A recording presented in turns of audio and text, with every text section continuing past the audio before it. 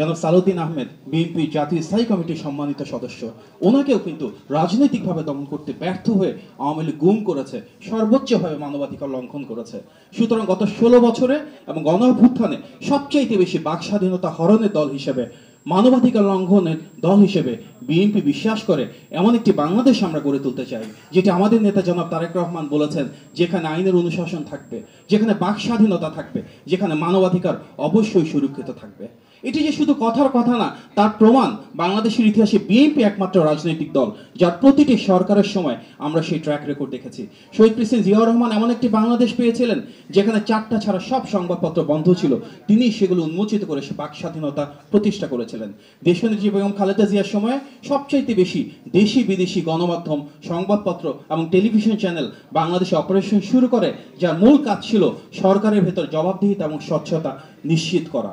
আমরা যদি দেখি গত বিএনপির সময়ে 2001 থেকে 2006 সালে যখন দেশনেত্রী বেগম খালেদা জিয়া প্রধানমন্ত্রী ছিলেন, আমরা খবরের কাগজ খুললেই দেখতাম একটার পর একটা কার্টুন, একটার পর একটা নিউজ, যার পর প্রত্যেকটা তৎকালীন সরকারের বিরুদ্ধে ছিল, আমাদের নেতা জনাব তারেক রহমানের বিরুদ্ধে ছিল।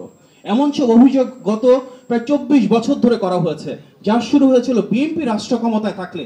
সে অভিযোগ, সে অপপ্রচারের একটাও কেউ প্রমাণ করতে পারেনি, কেউ একটাও প্রমাণও করতে পারবে না, কারণ তার প্রত্যেকটাই ছিল গভীর ষড়যন্ত্র, যা শুরু হয়েছিল বিএনপি রাষ্ট্র পরিচালনায় দায়িত্বে থাকার সময় থেকেই। সুতরাং বিএনপি সেই রাজনৈতিক দল যেটা সবসময় বাক স্বাধীনতায় বিশ্বাস করে, সমালোচনার অধিকার দেয়। আর তাই ইনশাল্লাহ সামনেও যে বাংলাদেশ আমরা পাবো, ইনশাল্লাহ জনগণের ভোটে নির্বাচিত সেই বিএনপি সরকারে 31 দফার আলোকে এমন একটি বাংলাদেশ আমরা গড়ে তুলব, যেটা আমাদের নেতা জনাব তারেক রহমান বলেছেন, যেখানে ঐক্য থাকবে, সহাবস্থান থাকবে, সম্মানবোধ থাকবে, যার ভিত্তি হবে সবার আগে বাংলাদেশ, যেখানে প্রত্যেকটা ব্যক্তির রাষ্ট্রের যারা শীর্ষ পর্যায়ে রয়েছেন, প্রধানমন্ত্রী কিংবা রাষ্ট্রযন্ত্রকে প্রশ্নবিদ্ধ করার, বাস্তবসম্মত এবং যৌক্তিক সমালোচনা করার অধিকার থাকবে।